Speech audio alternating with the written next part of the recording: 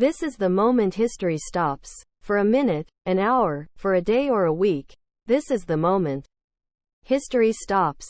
Across a life and reign, two moments from two very different eras illuminate the thread that bound the many decades together. At each a chair, a desk, a microphone, a speech.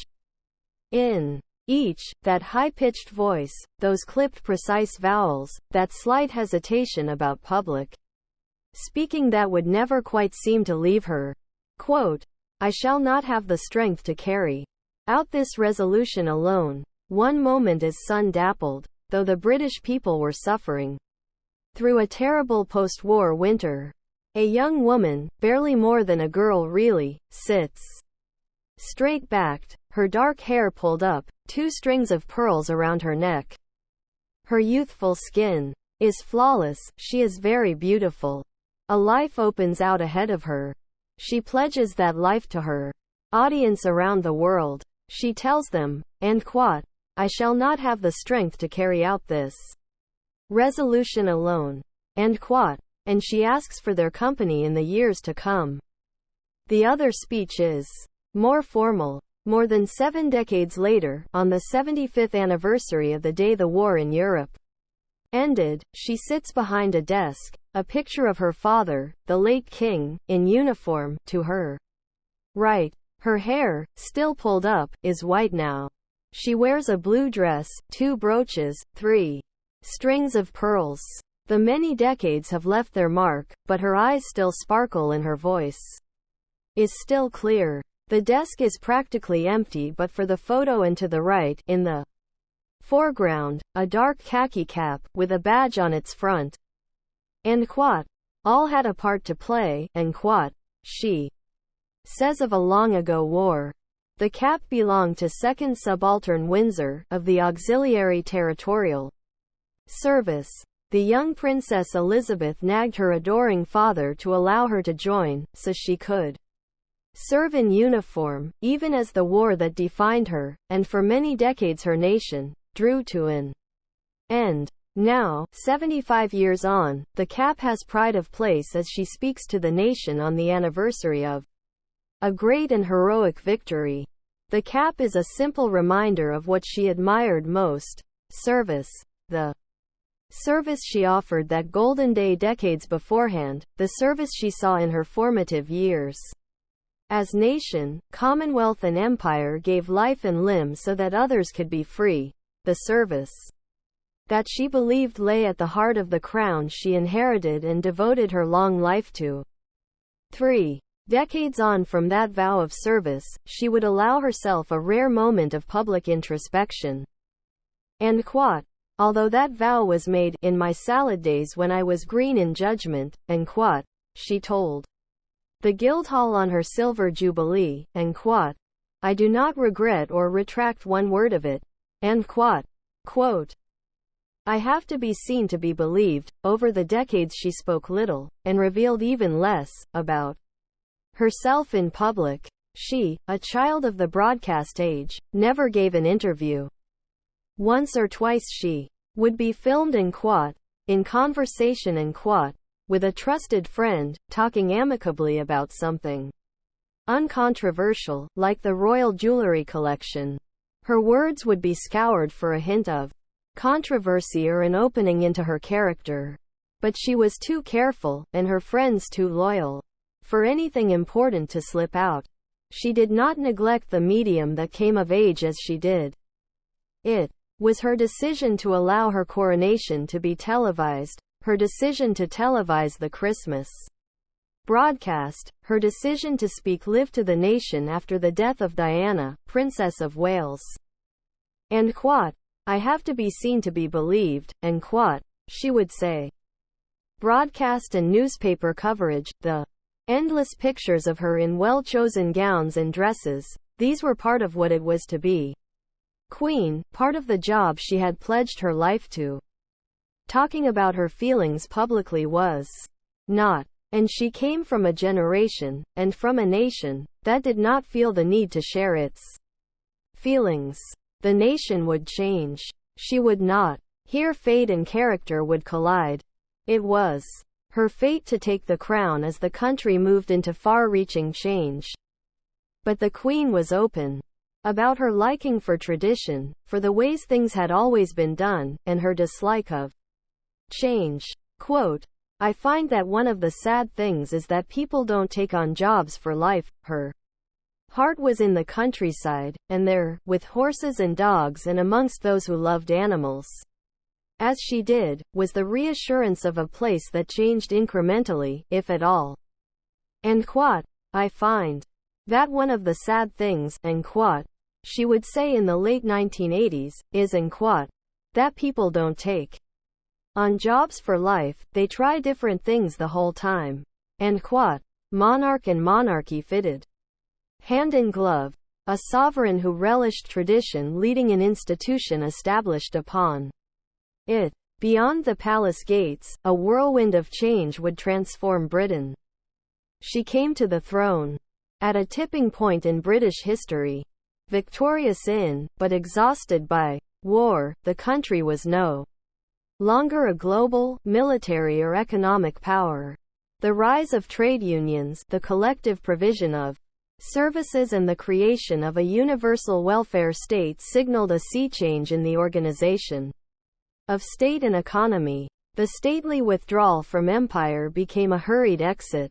As her reign progressed, the old order, church and aristocracy, the gradations of class and knowing your place, crumbled. Financial success and celebrity overtook accident of birth as a measure of societal achievement. Consumer goods, fridges, washing machines, televisions and vacuum cleaners transformed homes and social lives. Women joined the workforce. Old working-class communities were swept away with the slums that housed them. A society once cohesive and homogeneous became mobile, atomized and diverse, uprooted from old certainties and loyalties.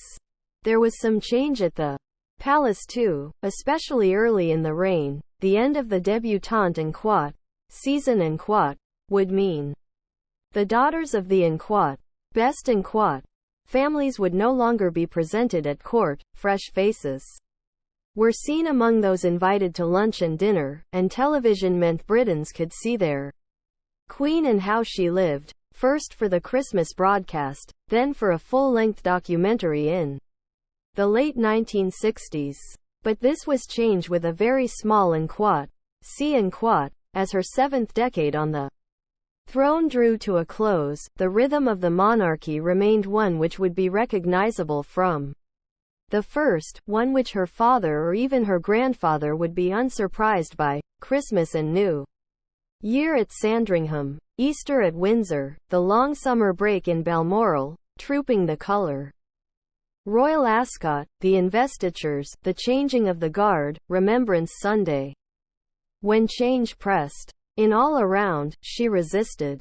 Her fate was to inherit the crown as the country stood on the cusp of change, and to reign as change swirled around the palace. Her character dictated that she would not change with it, would not bend to fashion. That resistance, that deep appreciation, love, even, of tradition, was her greatest strength, and led to perhaps her greatest test and gravest crisis. As her family unraveled, family always came second to the crown.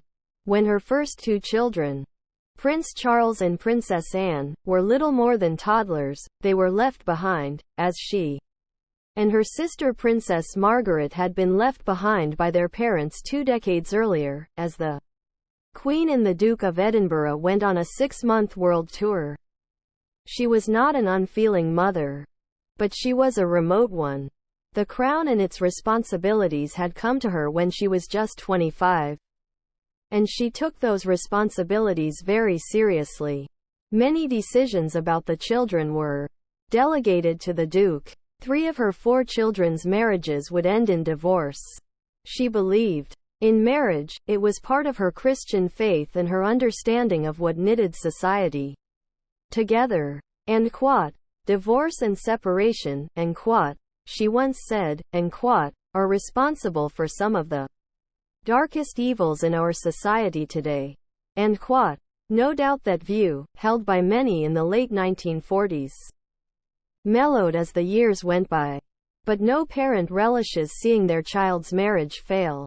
The Queen's self-proclaimed annus horribilis in 1992 saw the separation of the Duke and Duchess of York, the divorce of Princess Anne and Captain Mark Phillips, and the separation of the Prince and Princess of Wales.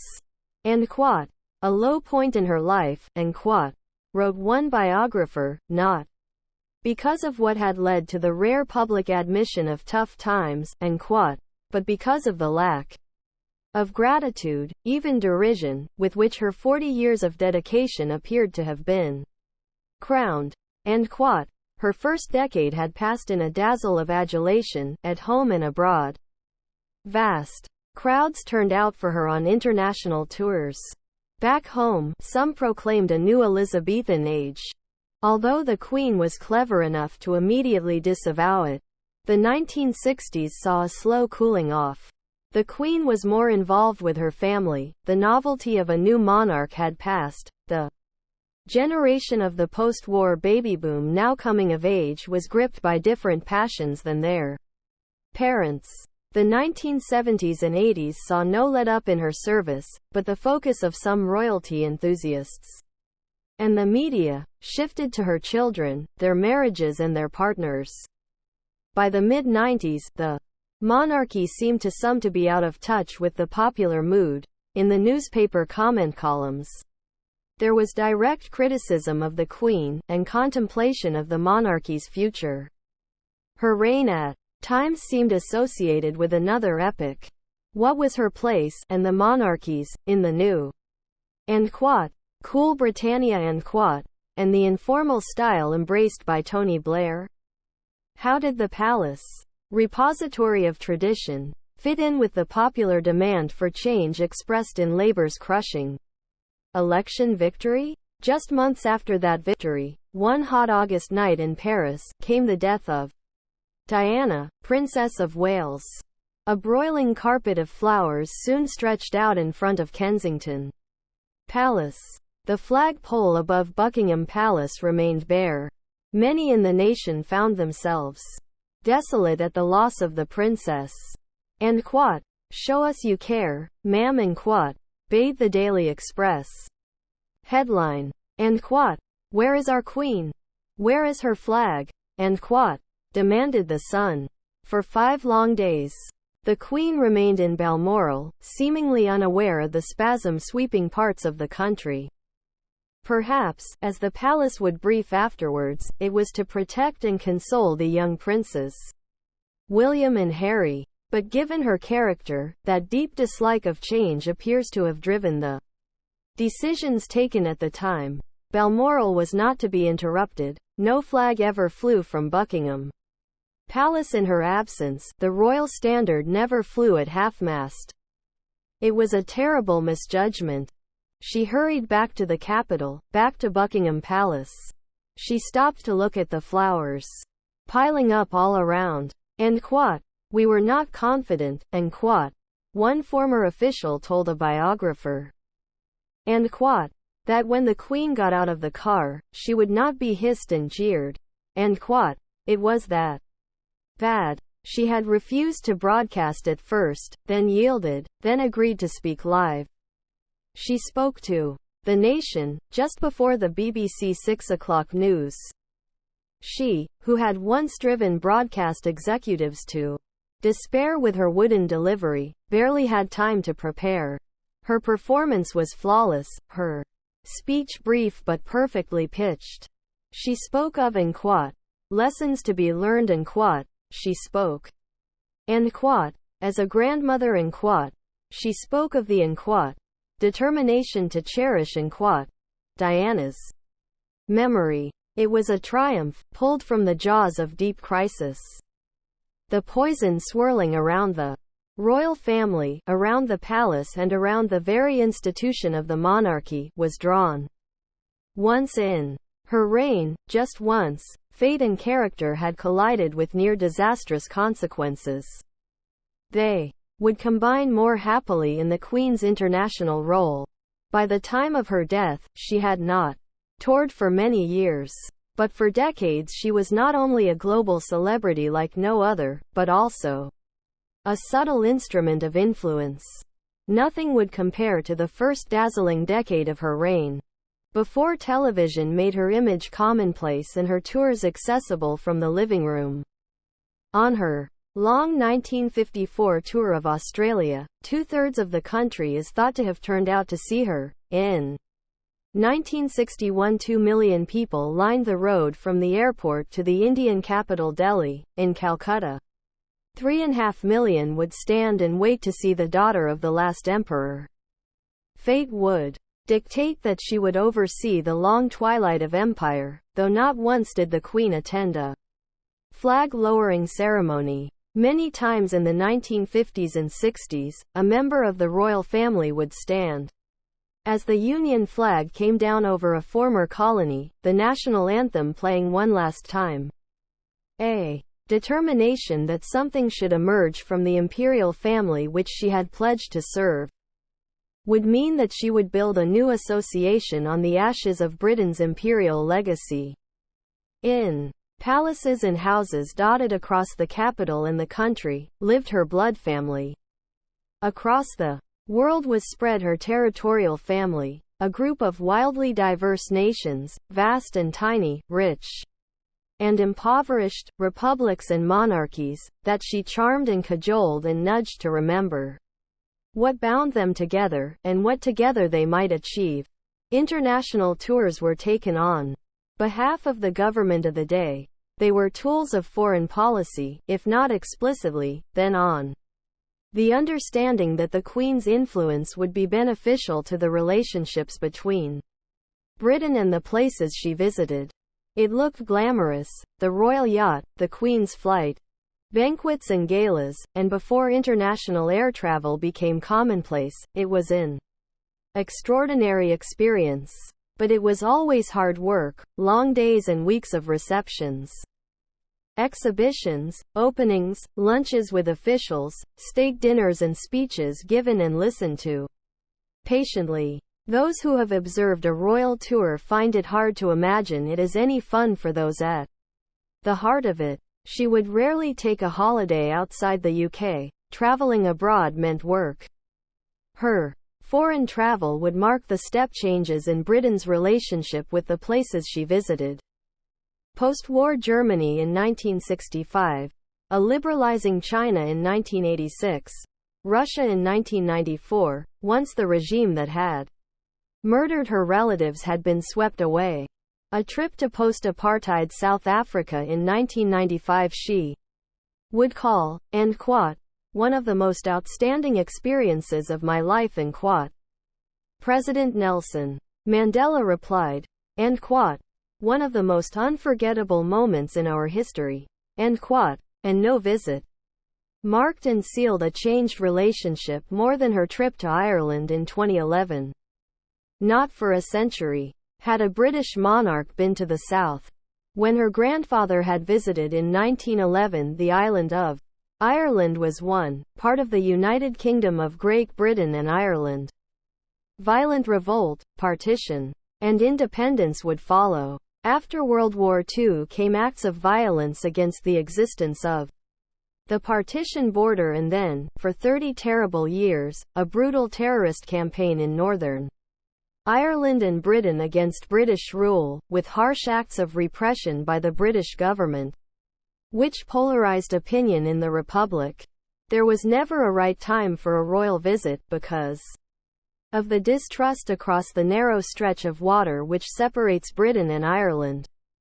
With the signing of the Good Friday Agreement and the establishment of a power-sharing assembly, came the end of Ireland's constitutional claim to the 6 counties that make up Northern Ireland. On her state visit, extended by the Queen's wish, there was no escaping history. In the Garden of Remembrance, in the centre of Georgian Dublin, where all who fought for Ireland's independence are remembered and honoured, she laid a wreath and, unscripted and spontaneous, bowed her head to the men and women who had fought against British rule, an electrifying moment. At dinner she would open her speech in the Irish language, winning nearly every Irish heart.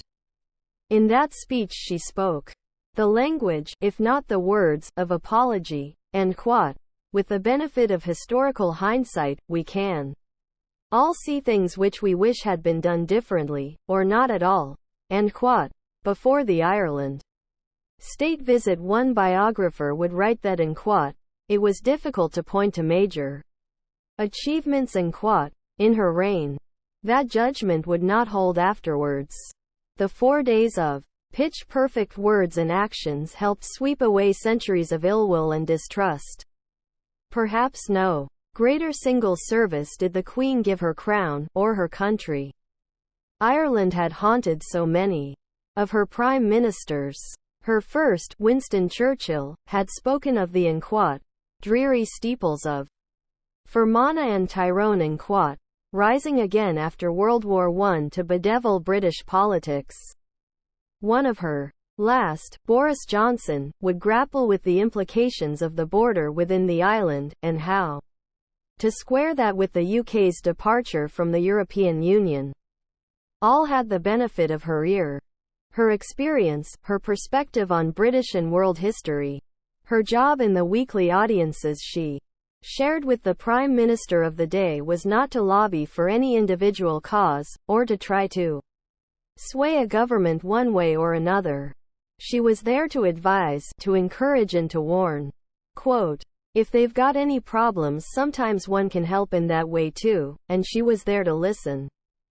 All her prime ministers could be entirely confident that nothing they told her would escape. So she was the one person to whom they could freely talk who truly understood the machinery of state. For so many prime ministers, so often embattled, this was also a relief, an escape from watching their back and holding their tongue when around colleagues and rivals. And they unburdened themselves to me or tell me what's going on, and she would say mid-reign. And if they've got any problems, sometimes one can help in that way too. I think it's as if one's sort of a sponge. And here. She was too self-deprecating. Almost nothing broke the confessional silence around those audiences. Apart from praise for the extraordinary effort the Queen put into her work. The red boxes containing state papers in Whitehall, she was known as Reader Number 1, went everywhere with her, to Balmoral, on tour, on the royal train, even winched aboard the royal yacht. For 3 hours a day. Her private secretary estimated in the early 1970s, she read Foreign Office telegrams, reports of parliamentary proceedings, ministerial memoranda and cabinet minutes. And she remembered what she read, sometimes catching her prime ministers out with her graft and her recall. And I was astonished, and wrote Harold Macmillan, and at Her Majesty's grasp of all the details sent in. Messages and telegrams. And the Crown's political role had dwindled to almost nothing by the time she came to the throne. 2 areas of discretion, where she as monarch had a say, survived: who to call to become prime minister and form a government, and when parliament could be dissolved. Early in her reign, before the Conservatives started electing their leaders, she exercised her judgment. Amid some controversy as to who she would call to form a government when a Conservative prime minister resigned between general elections. But once the Conservatives started electing their leaders, that judgment was no longer called for. And over the decades, the very idea of the palace becoming involved in such a decision became alien to British politics. The talk around closely fought elections was of protecting the palace from having to make political decisions over who to call to form a government if there were no decisive winner. The Queen never had reason to deny a dissolution of Parliament, and it would have been an extraordinary act to do so. She well understood the tightly circumscribed role she had inherited, and the Crown's political voice was almost silent too. Much, too much, really, has been read into what one biographer calls the truism that she got on better with labor leaders than their conservative counterparts. For all the social difficulties there may have been with Margaret Thatcher, the Queen would attend her funeral, an honor bestowed on a prime minister only once before, Winston Churchill. Her personal political belief may well have leaned towards the center. She came of age at the creation of that peacetime monument to wartime struggle, the National Health Service, and as the state extended its responsibilities for citizens' welfare and education. The strife of the early 1980s, rocketing unemployment, riots in the great cities, budget cuts and the miners' strike setting communities against each other, marked the end of one vision of Britain. An over-enthusiastic briefing by a palace press officer to the Sunday Times in 1986 suggested unhappiness with the direction of government policy and what he said the Queen saw as the corrosion of the post-war political consensus. It was a brief glimpse into the thinking of a sovereign who believed that one of her roles was to unify an increasingly divided and disparate nation. And twice she stepped, very gingerly, into the debate over Scottish independence, once in a speech in the 1970s and once just before the referendum of 2014. Was this too political? To some nationalists, yes. But it was hardly surprising that she would urge a little caution on those preparing to decide on the breakup of her kingdom. Did her conservative character drive the way she carried out her political role? Perhaps, to some degree. But the last monarch to involve himself in political matters was her grandfather George V. By the time she took the throne, the political role had fallen away. Her institutional fate was to be a cipher, someone who did the bidding of others. That she would have understood from the start. Here, fate and character walked hand in hand. It was this avoidance of any political controversy as head of state, and her refusal to bend the monarchy to the winds of fashion, that enabled her to triumph in the role that would earn her the love and respect of so many, as head of nation. This is the great unwritten role of modern monarchy. This is where, unprotected by tradition and unprepared by precedent, character alone drove her reign. Her grandfather laid the foundations for a monarchy that served rather than ruled the nation, but spent much of his time blasting birds from the skies. Her father's reign was decided for him by fate. He was thrust into a role he did not expect and wore military uniform for much of his time as king. After catastrophe and criticism in the 1990s, the monarchy's fortunes rose again. As disillusionment followed the high hopes for political change, as cynicism became entrenched and political leaders derided, an uncontroversial and never too fashionable queen became a figure of incorruptible continuity to a nation buffeted by change, disappointment and division. This was the nation's reward for her endless patience, for her refusal to emote in public, to share her thoughts, to lean left or right, to involve herself in fashionable causes or respond to the slings and arrows hurled at her and her family over the many decades. She remained apart from all that. Not because of hierarchy but because she, with a prescience that still rather astonishes, never engaged in the superficial of the day-to-day, the back and forth of modern life. She understood that the rhythm of monarchy, the traditions and ceremonies, the births and the weddings and the deaths, provided a comfort to those sometimes bewildered by the uprooting of the past, and served as a reminder that the drumbeat of life was shared across class, age and circumstance. And she understood that not everything in national life had to have an explicit purpose, that for a conservative nation in the throes of near ceaseless change, the continuity she represented in person and in office had a value beyond measure. She, who with intuition beyond her years, pledged A life of service so many decades ago made the monarchy the repository of much that the nation loved of itself. She could do that because her character reflected much of what Britons like to think of as the best of themselves: modest, uncomplaining, thrifty, intelligent if not intellectual, sensible, feet on the ground, unfussy, a dry sense of humor with a great big laugh, slow to anger and always well-mannered. And quot, I am the last bastion of standards, and quot, she once said. She was not boasting of better manners or finer etiquette than others. She was explaining her role in her life. It was her life and her work to be the best of Britain. This was the service she gave.